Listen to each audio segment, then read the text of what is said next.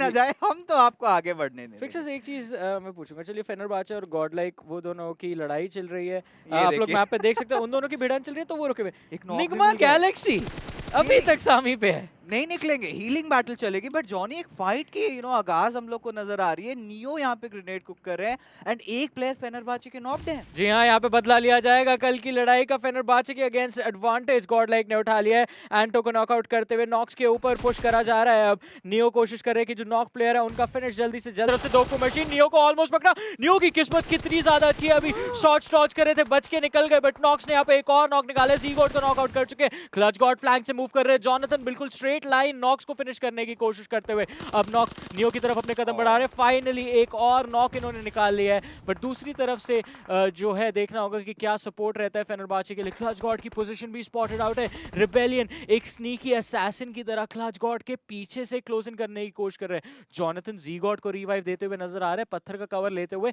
Clutch God I think कोशिश करेंगे किसी तरह से यहाँ पे नियो को बचाया जाए या फिर नॉक्स को फिनिश ऑफ किया जाए, तो ये फाइट संभल जाएगी गॉड लाइक के पर्सपेक्टिव से। It's a 3v4 right now, 3v3 मैं बोलूंगा। नियो को रिवाइव यहाँ पे बिल्कुल भी नहीं मिलने वाला है। बट यहाँ पे कहीं ना कहीं इंश्योर करना पड़ेगा गॉड लाइक को जल्द से जल्द नॉक्स के ऊपर इनफ प्रेशर एटलीस्ट अप्लाई कर पाए ताकि जी गॉड चले जा सकते हैं। बट जिस तरीके से ये जोन जा रहा है, जिस तरीके से डिप्लीट हो रही है इनकी एचपी, काफी मुश्किल है। But at the same time God like के सारे प्लेयर्स के पास इनफ फर्स्ट एड्स नहीं है, तो कहीं ना कहीं उनको इस फाइट से डिसएंगेज करना पड़ेगा। एंड देखिए फिर से वही जो चीज जिसकी डर थी, गॉड लाइक ने फिर से कैजुअलिटी ले ली। हमेशा हमारा यही मानना है कि जितना प्लेयर्स आप बचा के रख सकते हो फोर्थ या फिफ्थ सर्कल के अंदर, उतने फायदे में रहेंगे। बट फेनरबाची के प्लेयर्स ने ठान सी रखी थी कि गॉड लाइक को आगे बढ़ने ही नहीं देंगे। अब देखिए चीजों को यहाँ पे बद से बदतर कर दिया जा चुका है। ब्रिज के तरफ मौजूद है। वेट, रेत अभी तक सर्वाइव कर गए कैसे कैसे? नावी ने इनको बख्श दिया I don't और think रेत जिंदा धीरे रहेगा। धीरे करके शोर लाइन तक पहुंचने की कोशिश कर रहे वो भी हैं। टीममेट को देखिए, स्ट्रेस का माहौल। Everyone was trying to guess क्या पहुंचेंगे नहीं पहुंचेंगे, बट दूसरी तरफ अगर नजर डाले एक तरफ तो चलिए फाइट यहाँ पे ऑलमोस्ट फिनिश होने के करीब पहुंच चुकी है।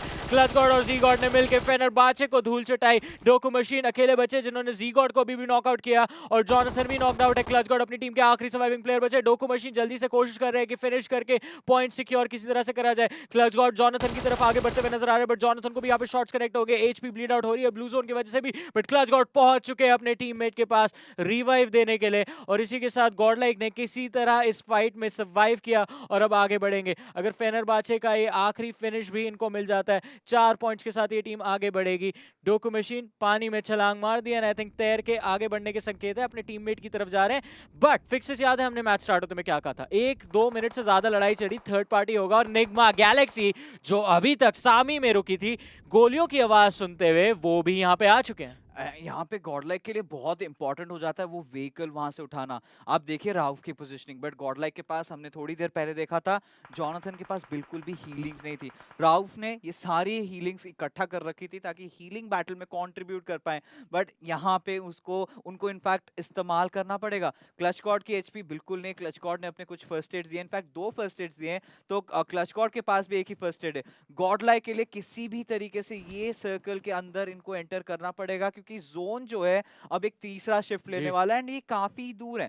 सैनहॉक में फिर भी आप पैदल जा सकते हो, but at the same time यहाँ पे सवाल उठता है at the cost of what. Exactly यहाँ पे आई थिंक जस्ट नॉर्थ में जो ब्रिज है उसका यूज करते हुए पहले क्वेरी की साइड और वहां से धीरे धीरे करके क्वेरी के कॉम्पाउंड्स पे थोड़ा और लूट करके टीम आगे बढ़ेगी।